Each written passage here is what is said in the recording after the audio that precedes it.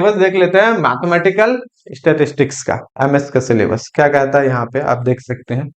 यहाँ पे भी क्लियरली मेंशन है सिलेबस में अप्रोक्स 30% वेट आपके है मैथमेटिक्स का और 70% आपके रहेंगे पेपर एमएस वाले जो आप पढ़ते हो है ना ग्रेजुएशन में। अभी आप या तो ग्रेजुएशन कंप्लीट हो गए आपके या अपियरिंग ईयर में हो, ठीक है, तो आपको पता होगा ये चीजें। अपियरिंग ईयर में भी हो कोई बात नहीं है, कंप्लीट नहीं है, हम लोग इस तरीके से अपना शेड्यूल करेंगे, प्लानिंग करेंगे कि आपका भी प्रिपरेशन बहुत बेहतरीन तरीके से होगा, है ना, बहुत शानदार होगा। स्टार्ट ही हम इस तरीके से करने वाले हैं।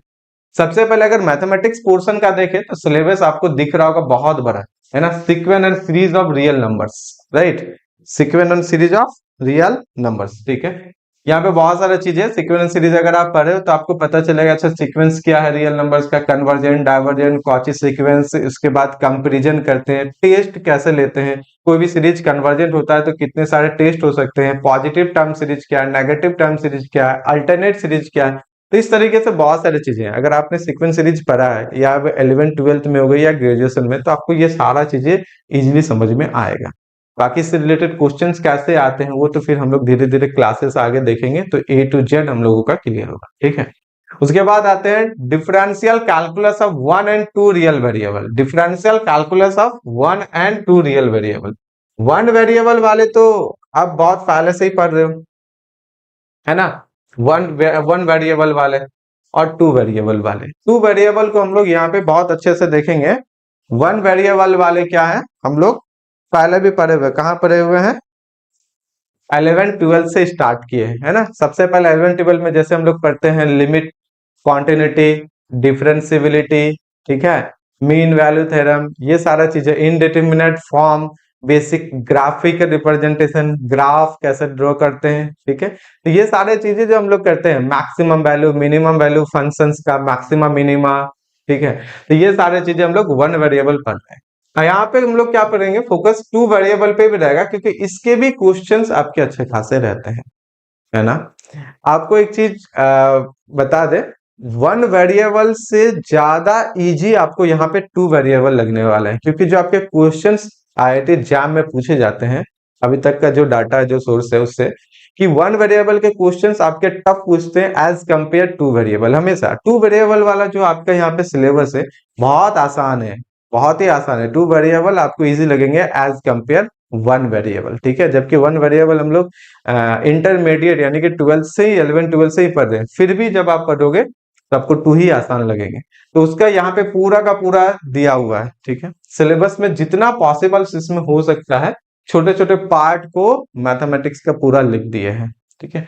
जैसे यहाँ पे लिमिट्स हो गया, लिमिट ऑफ ए फंक्शन हो गए, 1 वेरिएबल का हो गया, continuity, differentiability of a function हो गए, प्रॉपर्टीज ऑफ कॉन्टिन्यूअस के हो गए, डिफरेंशिएबल, हायर ऑर्डर डेरिवेटिव्स हो गया, है ना, लेबनिज रूल हो गए, ठीक है। ये सब हम लोग पढ़े हुए भी हैं, नहीं भी पढ़े हैं, एक एक पार्ट को हम लोग बहुत अच्छे से कवर अप करेंगे, ठीक है, कुछ भी नहीं छूटने वाला है।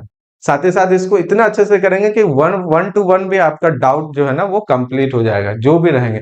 या टेलर मैक्लॉरिन सीरीज क्या होता है, इनफाइनाइट सीरीज क्या होता है, किसी भी फंक्शंस को हम लोग एक्सपैंड कैसे करते हैं, क्यों करते हैं, क्या प्रॉपर्टीज होंगे, जितने सारे भी यहाँ पे हैं सबको अच्छे से हम लोग क्या करेंगे, कवर अप करेंगे, ठीक है। ओके, फिर आपका आता है इंटीग्रल कैलकुलस। इंटीग्रल कैलकुलस में आपका क्या है, यहाँ पे जो हम लोग पढ़े हुए हैं इससे थोड़ा सा आगे बढ़ेंगे। इन जनरली हम लोग फंक्शंस ऑफ 1 वेरिएबल का इंटीग्रल करते हैं यानी कि सिंगल इंटीग्रेशन, ठीक है। उनमें लिमिट ऑफ ए सम से हो गया, या हम लोग डायरेक्ट फंडामेंटल इंटीग्रल करते हैं, ठीक है, या एलिमेंट्री इंटीग्रेशन करते हैं जिसका एग्जैक्ट आंसर आता है, ठीक है। यहाँ पे हम लोग क्या करेंगे, डबल इंटीग्रल को भी बहुत अच्छे से देखेंगे। डबल इंटीग्रल में बहुत सारी चीजें आ जाएंगी, जैसे चेंज ऑफ ऑर्डर आते हैं, चेंज ऑफ वेरिएबल्स होंगे, ट्रांसफॉर्मेशन ऑफ एरिया होंगे जो कि न्यू रहेगा, इसका ज्योमेट्रिकली भी कैसे होता है, ग्राफिकली कैसे होंगे, और थ्योरेटिकली भी हम लोग कैसे देखेंगे, हर तरीके से उनको देखेंगे ताकि जब आप एग्जाम में जाओगे या दोगे तो आप कैसा भी क्वेश्चंस रहे बहुत ज्यादा आपको याद रखने की जरूरत नहीं होगी। एक नहीं, दो नहीं, तीन तीन मेथड से एक एक क्वेश्चंस को हम लोग अच्छे से डील करेंगे, राइट। क्योंकि हो सकता है कि आपने अगर डबल इंटीग्रेशन नहीं पढ़ा है, बहुत मजा आएगा, पढ़ा भी है तो यहाँ पे न्यू टाइप से आपको पढ़ाया जाएगा, है ना। ये सारी चीजें हम लोग यहाँ पे देखेंगे। Change of order of integration, जिससे कि हर साल एक क्वेश्चन रहता है, देखने में टफ लगेगा बट पढ़ने के बाद अब ऐसा भी हो सकता है कि विदाउट पेन चलाए भी इसके क्वेश्चंस को डील कर सकते हैं, ठीक है। ट्रांसफॉर्मेशन ऑफ वेरिएबल हो गया, that is change of variable हो जाएंगे यहाँ पे। एप्लीकेशन ऑफ डिफिनिट इंटीग्रल हो गए, arc length, area and volumes. Arc length हम लोग हो सकता है कि आप निकाले होंगे, लेंथ ऑफ द आर्क है ना, नॉर्मल फार्मूला होता है रूट अंडर करके। अब एरियाज एंड वॉल्यूम्स, इस पे ज्यादा फोकस रहेगा हमारा, क्योंकि इसी से ज्यादातर क्वेश्चंस जो आपके इंटीग्रल में है वो पूछे जाते हैं। ठीक है, तो ये कुछ आपका सिलेबस में है। उसके बाद आता है मैट्रिसेस एंड डिटरमिनेंट है, जिसमें कि 10 मार्क्स के आपके लास्ट एग्जाम जो हुए उनमें पूछे गए थे, है ना, मैट्रिस एंड डिटरमिनेंट से। देखने में फिर वही बात है, बड़ा सा है, लेकिन इनमें बहुत सारी चीजें देखेंगे तो आपको सारी चीजें लिख दिया, जैसे कि singular matrix, non singular matrix, symmetric हो गया, skew symmetric, Hermitian, orthogonal, unitary, है ना, आइडम्पोटेंट हो गया, नीलपोटेंट हो गया, वो सारे को यहाँ पे एक एक को लिख दिया गया, इसलिए सिलेबस आपको ह्यूज लग रहा होगा, लेकिन बहुत बड़ा सिलेबस इसका नहीं है, राइट। ये चीजें, ये हो गया मैट्रिक्स के। फिर उसके बाद आपके आ जाते हैं स्टैटिस्टिक्स के, आपके सिलेबस आ जाते हैं यहाँ पे। ठीक है, ओके। तो इसमें सबसे पहले प्रोबेबिलिटी है ना, प्रोबेबिलिटी है। फिर आपके आते हैं प्रोबेबिलिटी में यहाँ पे है, फिर यूनिवेरिएट डिस्ट्रीब्यूशन है। फिर उसके बाद अगर हम लोग देखें तो स्टैंडर्ड यूनिवेरिएट डिस्ट्रीब्यूशन है, मल्टीवेरिएट डिस्ट्रीब्यूशन है, और फिर यहाँ पे आ जाएंगे standard multivariate distribution, limit theorem और सैम्पलिंग डिस्ट्रीब्यूशन है, और सबसे लास्ट में estimation and testing of hypothesis.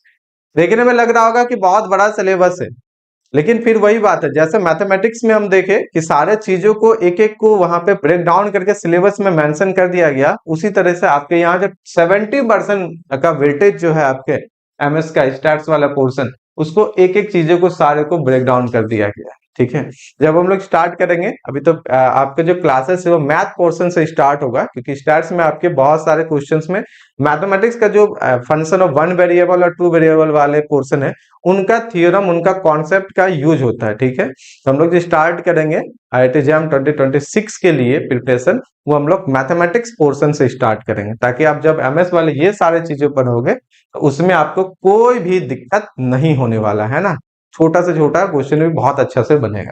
तो ये सारा चीजें आपका यहाँ से सिलेबस से हम लोग देख रहे हैं। ठीक है, IIT JAM 2026 के लिए न्यू बैच हमारे इंस्टीट्यूट में लॉन्च हो रहा है। जी हाँ, 5 जनवरी से, यानी कि जस्ट 3 डेज बाद आपके IIT JAM 2026 mathematics status MS का न्यू बैच लॉन्च हो रहा है, जिसमें कि बहुत सारे फैसिलिटीज मिलेंगे। कुछ हाईलाइट हम लोग इस छोटे से वीडियो के माध्यम से आपको बताना चाहते हैं। जैसे कि हमारे यहाँ पे लाइव एंड रिकॉर्डेड लेक्चर्स लिए जाएंगे, लाइव क्लासेस होंगे आपके इवनिंग में, साथ ही साथ लाइव क्लासेस अगर किसी कारणवश आपका नहीं हो पाता है तो आप उसके रिकॉर्डिंग लेक्चर्स भी देख सकती हो, आपको ऐप में अवेलेबल मिल जाएगा, जिसका लिंक डिस्क्रिप्शन में दिया गया, आप जाके चेकआउट कर सकते हैं।